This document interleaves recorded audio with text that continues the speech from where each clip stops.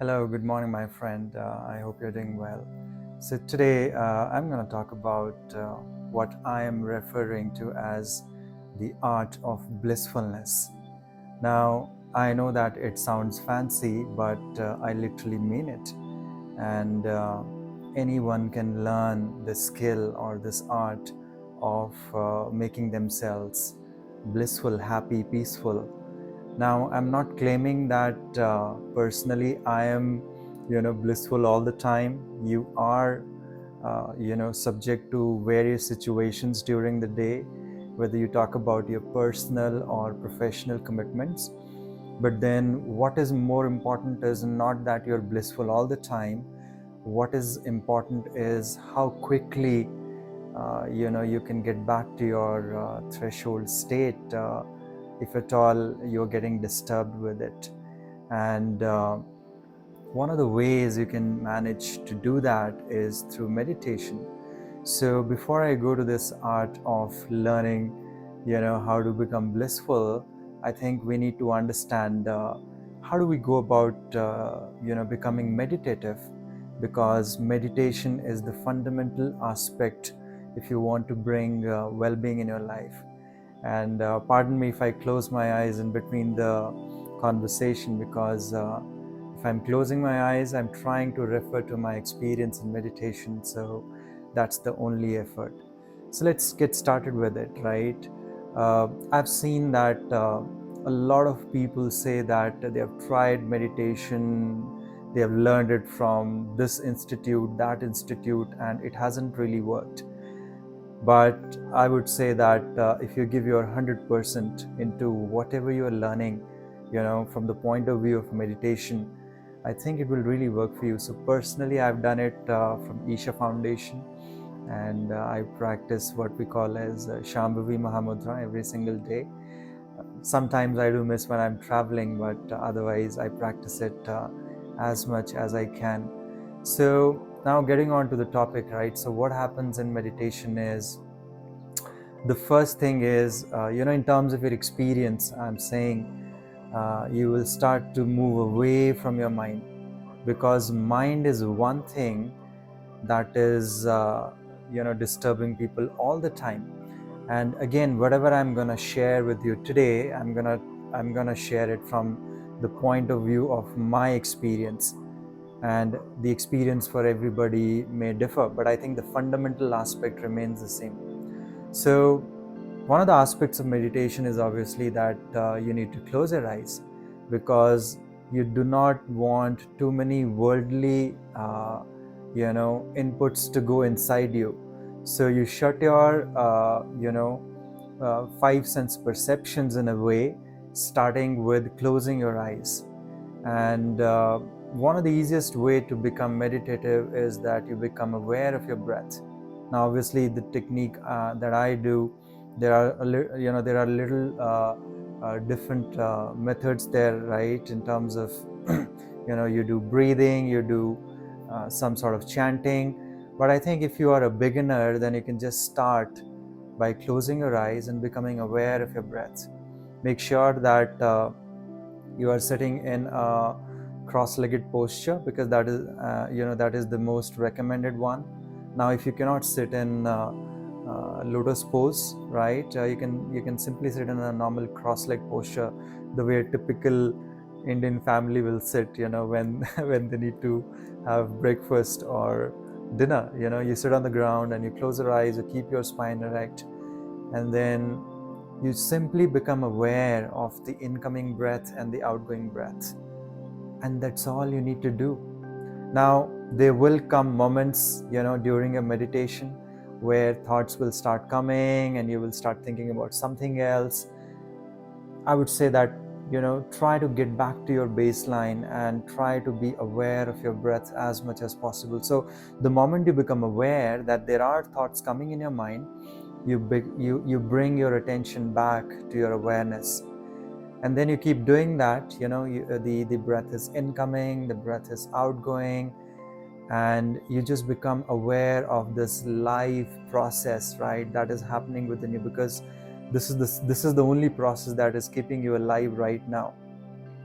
Now, as you go deeper and deeper, let's say, you're doing breath watching and it's almost been 30 minutes, then you will start to realize many more things in your meditation. So one thing that you will realize in your meditation is that you will start to become very calm, which means the first after effect of meditation is that your mind will become very, very peaceful. That means the number of thoughts that are running in your mind will start to cool down, will start to go down. But you don't stop your meditation there. And again, even though I'm talking about this practice as if it is, it is going to happen in a single day, I don't think so. It will happen in a single day because we are so invested in our thought process. We are so invested in our imagination. And it really takes time to get rid of all of that. So personally, for me, I've been doing it for the last 9 years, right? And now I'm in a state where if I close my eyes, if I sit for my meditation, the mind is simply gone, right? Now, it doesn't mean that I don't feel disturbed, during the day. Sometimes it does happen. But as I mentioned, how quickly you can get back to your baseline of peacefulness, joyfulness is what matters at the end of the day. So you continue your meditation and you simply do breath watching, or if you want to do mantra chanting, Om Namah Shivaya or Om Namo Bhagavate Vasudevaya, whatever you want to do it, right? The idea is to not let your mind wander around, rather focus it on a specific thing. Now you can focus it on your breath, you can focus it on a mantra or a sound, or you can focus it on anything else. Don't try to focus with open eyes, I would say, in the beginning. Try to close your eyes because then it will create a lot of distractions if your eyes are open. But then again, let's assume that you are doing the breath watching, it's been 30 minutes, you've already started seeing the after effects, which is the number of thoughts that are running in your mind will start to go down. And if you keep continuing that, and again, don't try to do it like 5 hours at a stretch, from the day one. Do it for 5 minutes on day one. Day 2, stretch it to 7 minutes. Day 3, stretch it to 10 minutes. And over a period of time, whatever you can stretch. I personally have stretched it up to 3 to 4 hours, right? Or sometimes 5 hours. I don't do that anymore, but yeah, there was a time when I reached that stage where I could just close my eyes and sit for 5 hours. But the important thing is you gradually evolve yourself into the meditation. So what happens is the first after effect is your mind to starts become very peaceful.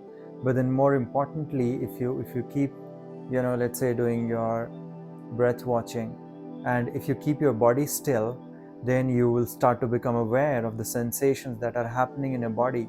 So initially, maybe you might be able to feel the sound of your breath. You might be able to feel the sound of your heartbeat, and it's not like it's not like an audible sound. It's just that you become aware of that. So when I say you are able to hear the sound of your breath or sound of your heartbeat, you simply become aware of it. I'm simply talking about the awareness of that activity that is happening in your body. And likewise, if you really become still and if you keep doing your practice and if you keep doing your meditation, you will see that slowly your entire body will become a bubble of sensations. So you will start to see that there's a lot of pulsation that is happening in your hand, that is happening in your chest, in your belly, in your arms, in your legs, everywhere. That is the second level of realization that happens in meditation. First is your mind is gone, you become literally thoughtless and peaceful.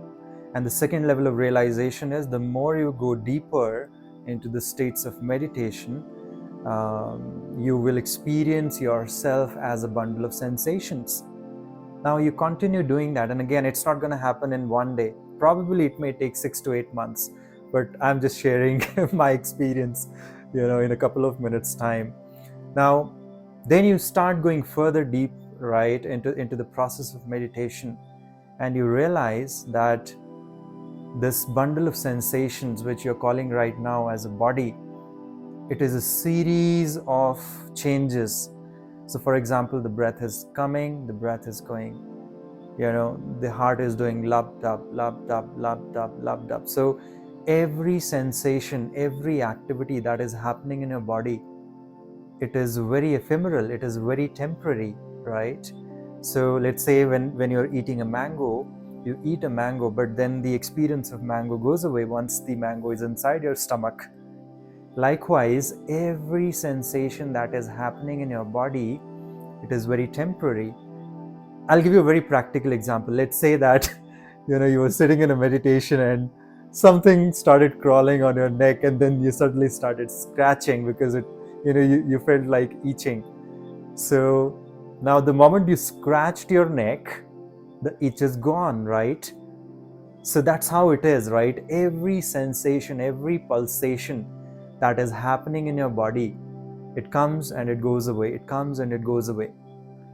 And if you look at the entire process carefully, you will find that everything that is happening in your body, or everything that is happening at the level of the mind, it arises and it falls, it arises and it falls.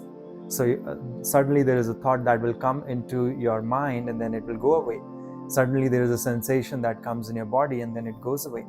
However, then the next level of realization that you will have experientially is that even though your mind is coming and going, the thoughts are arising and falling, the sensations are coming and going, there is one common experiencing element which is a witness of all of that. So every time a thought comes and the thought goes, well, you are a witness of that. You become aware of it, because if there was no awareness, how do you know that there was a thought that came and there was a thought that went away? Likewise, how did you know when you felt like scratching your screen because you were feeling itchy? Well, you became aware of that. So now if you go deeper into your meditation, this becomes your experiential reality, where every sensation that is happening in your body, every thought that is coming into your mind, you are aware of it, right? And in a way, you are separate from it. And this is our regular expression as well, right? Where you say, I'm aware of my thoughts, I'm aware of my body, which means you are not the body.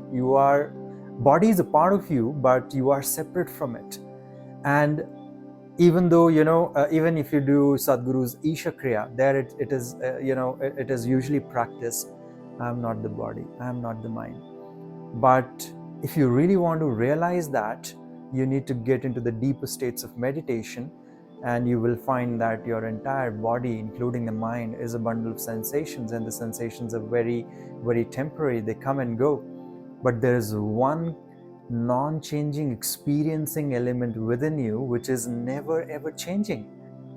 And that's where you have that true realization that I'm not the body, I'm not even the mind.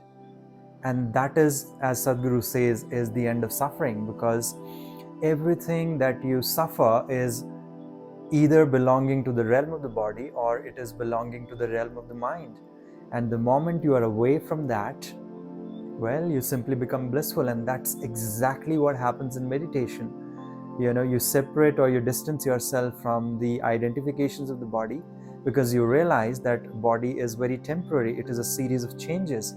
Likewise, your mind is a series of changes in terms of different kinds of thoughts and imagination, right? That is happening within your brain or in your entire body of mind.